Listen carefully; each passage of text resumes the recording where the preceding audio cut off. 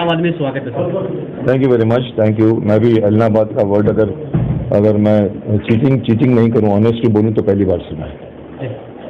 तो ये हमारा संयोग होता है कि हम हिंदुस्तान के ऐसे कोने में जाते हैं जहाँ हम सिंधी, शायद परतवाड़ा महाराष्ट्र में, कभी सुना भी नहीं नाम। मैं और गूफी पेंटल शुकनी मामा वहाँ होकर भी अटेंड करके आए।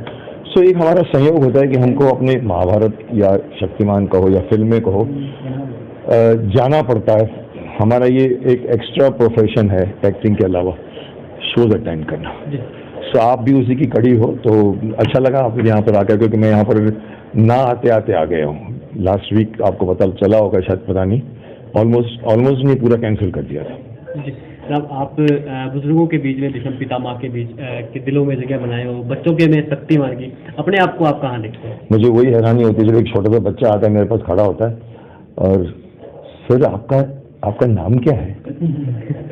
इसी मेरे को भी नहीं मालूम है कौन। मैं शक्तिमान हूँ, गंगाधर हूँ, विषम पितामह हूँ या चौधरी सारंग हूँ। देखिए, जब आप अपना नाम भूल जाते हैं और कोई कैरेक्टर आपका अगर इतना पॉपुलर होता है कि लोग आपको उस नाम से जानते हैं, तो ये हमारी उपलब्धि मानी जाती है। मैं पैसों से ज़्यादा इसको मानता हूँ। आज के समय में फिल्म जी, अभी आपने बहुत तीर दाग दी। हाँ सर, माइनिमम के जो सफर आपका वो कब से शुरू हुआ और कैसे? कोरोना से पहले समझ लीजिए आप, क्योंकि कोरोना के बाद तो शुरू होने का मतलब नहीं है। तो आप गिनती कर लीजिए उस हिसाब से। ये मेरे पास आए थे, इन्होंने एक मुझे कहा, जैसे हमारी एक टेक्निक है जहाँ हम 200 पेज की किताब 3 घंटे में बच्चा याद कर सकता है। मैंने कहा क्या मजाक कर रहे हो, पॉसिबल ही नहीं मतलब। और बोला नहीं। फिर उन्होंने जब मुझे बताया कि ऐसा है, फिर मैंने भी रिलेट किया कि आपका हमारा मिड ब्रेन होता है जो बहुत कम यूज़ करते हैं लोग, उसको उजागर करें तो आप चीज़ें, हमारे यहाँ लॉन्ग टर्म मेमोरी होती है, शॉर्ट टर्म मेमोरी होती है। तो एनीवे आई गॉट कन्विंस्ड कि ये अगर टेक्निक अगर कोई सीखे तो बच्चे हमेशा, इवन मैं भी उसमें इंक्लूडेड हूँ, मैथमेटिक्स से दूर भागते हैं। I am BSc LLB actually, but BSc में मैंने पहले मैंने मैथमेटिक्स ही छोड़ दिया। सेकेंड ईयर में जाके, थर्ड ईयर में मैं केमिस्ट्री, फिजिक्स, फिर फिजिक्स छोड़ दिया। तो मैथमेटिक्स को इजी बनाना, जैसे हमारे बहुत ग्रेट रामानुजन भी थे, और हमारे यहाँ पर तो योगा में भी, आयुर्वेदिक में भी योगिक मैथ्स है शायद। तो कई लोग, गलतियां हैं हमारे सरकार की। मैं तो सरकार को ही दोष करूंगा, क्योंकि हम वही करेंगे जो सरकार हमको करवाती है। पेपर वही पढ़ते हैं जो पेपर में डालते हो।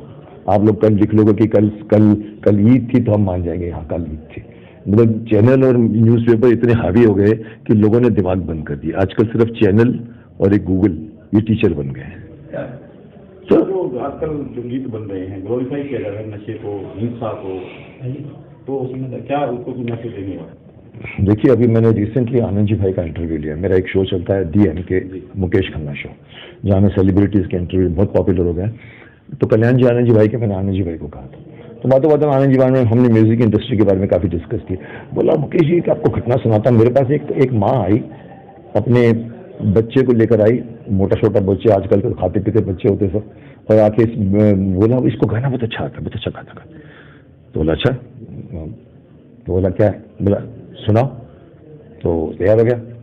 फिर वो शुरू किया, वो जीने के 4 दिन, जिंदगी के 4 दिन, बिना कहा था। तो आप लोगों ने सुना होगा ना कि जवानी फिर आएगी ना, कर ले सब कुछ करना है। तो आनंद जी भाई ने कहा आप लोग ये गाना सिखाते हो अपने बच्चे को? मैंने आनंद जी भी को अपनी एक इंसिडेंट सुना है। मैंने कहा देखिए, एक फंक्शन में, जैसे आज का फंक्शन है, बिहार में कहीं पर फंक्शन था, एक छोटी सी बच्ची, आजकल तो बच्चों को सिर्फ डांस आइटम पे सिखा के माँ बाप बड़ी खुशी खुशी लेके आते कि घाघरा चोली पहनी, छोटी सी लड़की, क्यूट सी लड़की, और वो गाना जब चलाया तो मैं आई हूँ यूपी बिहार लूटने, मैं आई हूँ, और ठुमके मार रही है, और ठुमके इंजॉय करिए, और मदर को देख रहा हूँ, मदर खुश है, ऑडियंस ताली मार रही है। मैं स्टेज पे गया, मैंने कहा कि आप लोगों को और कोई गाना नहीं मिलता? उस बच्ची को ये भी नहीं मालूम कि यूपी बिहार लूटने का मतलब क्या होता है। क्यों ऐसे गाने, क्या क्लासिकल गाने नहीं है? इतने ब्यूटीफुल डांसेस हैं हमारे पास। क्यों आप लोग ये आजकल के पॉपुलर, माफ करना, आजकल गाने का स्टैंडर्ड खत्म हो गया है। आज गाना नहीं रह गया, डांस आइटम रह गया। आप हर गाने में नाचना पसंद करोगे। वो जमाना गया जब तलत मोहम्मद की आवाज़ सुन के आपके बालों के रोंगटे खड़े हो जाते थे, आप ध्यान से सुनते थे, मीनिंग आती थी।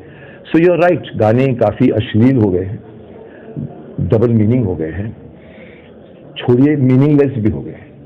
आप 10 मिनट का गाना सुन लीजिए, मैं 15 मिनट में आपको पूछूंगा इसके 4 वर्डिंग बोलो, आप नहीं बोल पाओगे, क्योंकि वर्डिंग नहीं होती है, सिर्फ म्यूजिक होती है, धंग धंग धंग धंग धंग धंग धंग, और आदमी को कुछ नहीं, उसको नाचने का शौक होता है, उसको सुनने का नहीं म्यूजिक में क्या चल रहा है। यस, तो सर मेरा अंतिम सवाल ये है कि अब यहाँ पे आप आर यू श्योर कि तब अंतिम है, ये लोग कुछ नहीं बोलेंगे बीच में बाद में? तो आपको यहाँ पे आके कैसा लग रहा है? जैसे सर मैंने कहा ना कि ये संयोग है, आया कैसा लग रहा है, हम लोगों के लिए बहुत लिमिटेड टाइम होता है, हम आते हैं, कल बड़ी मुश्किल से पहुंचा हूँ, मेरी तबीयत खराब थी और फिर भी मैं इनके प्रोग्राम को अटेंड कर पाया, वो बड़ी बात है। तो मैं आया हूँ ऑल द वे बॉम्बे से दिल्ली, दिल्ली से यहाँ 6 घंटे की ड्राइव करके आया हूँ। मुझे कहा गया था कि 3 घंटे 4 घंटे में पहुंच जाएंगे सर, 6:30 बजे रात को 2 बजे पहुंचा।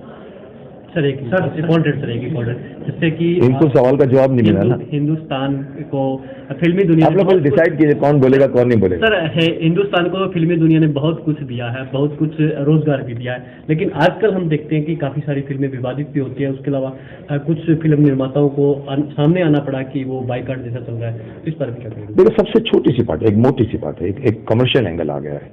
लोग मुझसे कहते हैं मुकेश खन्ना जी आप बोलते हैं और कोई नहीं बोलता। आप एकता कपूर के खिलाफ भी बोलते हैं, आप ड्रग्स के खिलाफ भी बोलते हैं, आप पोर्नोग्राफी फिल्मों के खिलाफ बोलते हैं, आप क्यों बोलते हैं? पीछे लोग क्यों नहीं बोलते? इतने बड़े बड़े एक्टर हैं।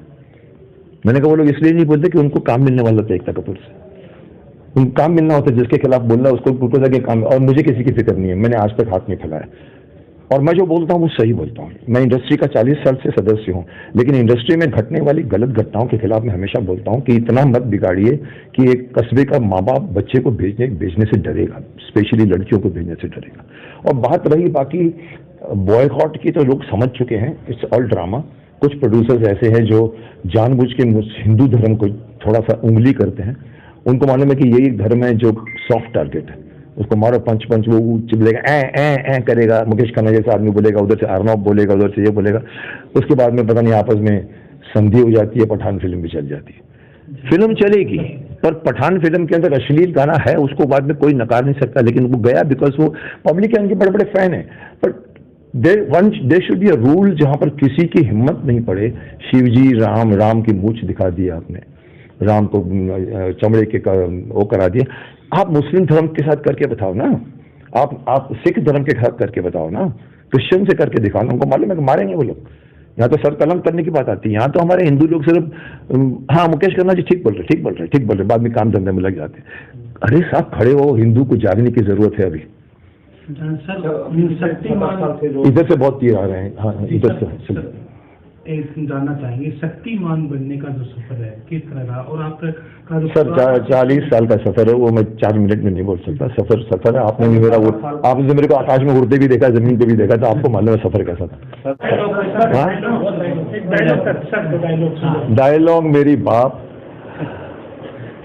परछाई शरीर से लंबी होने लगे तो समझ लेना चाहिए पुत्री कि सूर्य के अस्त होने में अब अधिक समय नहीं रह गया।